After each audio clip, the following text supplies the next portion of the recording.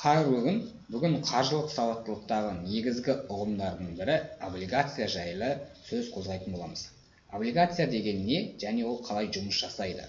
Облигация бұл сіз компанияға немесе мемлекетке белгілі бір мерзімге ақшаны қарыз ретінде беру. Былайша айтқанда біз мемлекетке қарызға ақша береміз. Олар бұл ақшаны бізге пайызымен бірге қайтаратын болады. Және де облигациядағы негізгі ескеретін мынандай сипаттамалар болады. Өтеу мерзімі. Былайша айтқанда мемлекет облигацияны белгілі бір уақытқа тартады. Былайша айтқанда ол 2 жыл болуы мүмкін, жарты жыл немесе 1 жыл болуы мүмкін. Және осыған байланысты купондық мөлшерлеме жүреді.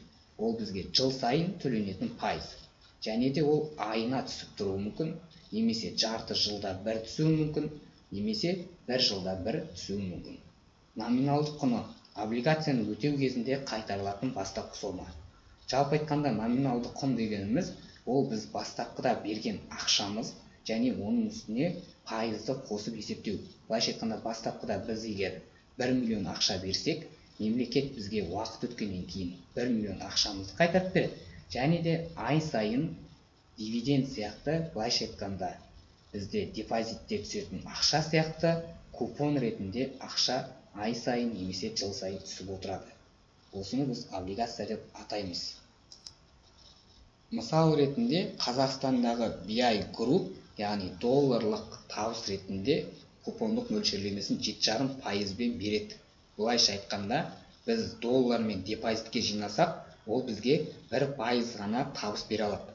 Ал BI Group болса, купондық мөлшерлемені 7,5% доллармен есептегенде.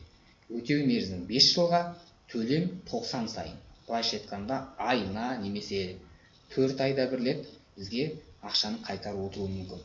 Тура сондай Қазмұнайгаз бар, купондық мөлшерлемесі 10%, өтеу мерзімі 5 жыл. Енді бұл жерде теңгемен деп берілген, және бұл бізде аз болуы мүмкін. Депозит мысалы 15% беруі мүмкін.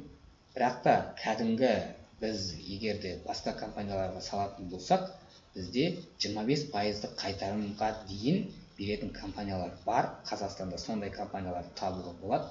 Оның барлығын kase.kz деген сайттан көруге болады. Қорыта айтқанда, облигациялар капиталды қорғап, тұрақты табыс алғысы келетін инвесторлар үшін тиімді құрал. Уақыты келген кезде бастапқы салған ақшамыз өзімізге қайтарылады. Сонымен қатар депозиттегі сияқты біз ай сайын одан купондық табысты ала аламыз. Және де ол депозитке қарағанда әлде қайда көп болады. Бұл да біздің ақшамызды арттырудың бір жолы. Назарларыңызға рахмет.